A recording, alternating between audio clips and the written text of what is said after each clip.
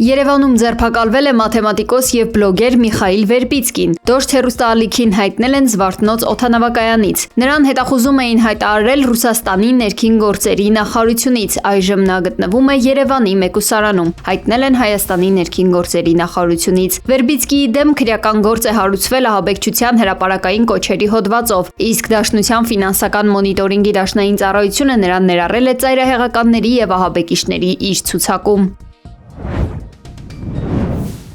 Համացանցում է հայտնվել հունիսի 11-ին Չարենցավանի մոտակայքում կայծակի հարվածի պահը։ Կայծակի հարվածից կամուրջ էր փլուզվել, վնասվել էին ավտոմեքենաներ։ Այժմ մեկնարկել են վերանորոգման աշխատանքները։ Ներկայումս ճանապարհի նշված հատվածում երթևեկությունը կազմակերպվում է հանդիպակաց ուղղությամբ 1 գոտիով։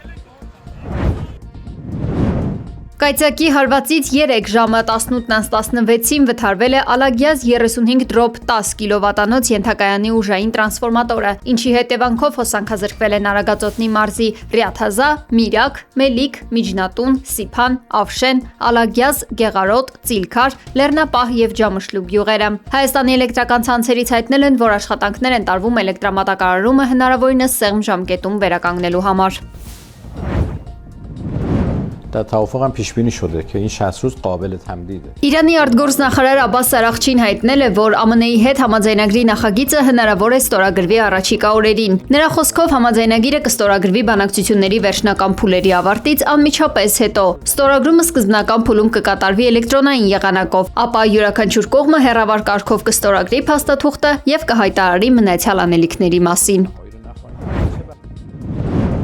ԱՄՆ կենտրոնական հրամանատարությունը հայտնել է, որ Իրանը արձակել է մի քանի միակողմանի հարձակողական անօդաչու թռչող սարքեր, փորձելով հարվածել Հորմուզի նեղուցով անցնող առևտրային նավերին։ ԱՄՆ ուժերը վերջին ժամերի ընթացքում դրանք բոլորը ոչնչացրել են, ասվում է հաղորդագրությունում։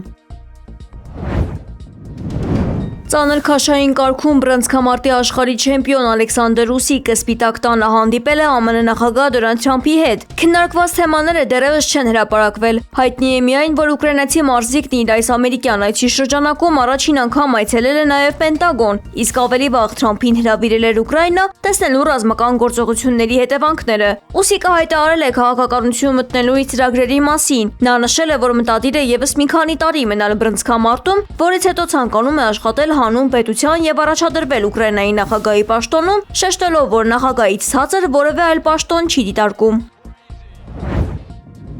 Հնդկաստանի Ջորհատ ավիաբազայում վայրեջքի ժամանակ վթարի է ենթարկվել Ան-32 ռազմական տրանսպորտային ինքնաթիռը, հայտնել են Հնդկաստանի ռազմաօդային ուժերից։ 5 մարդ զոհվել է, 1-ը ողջ մնացել։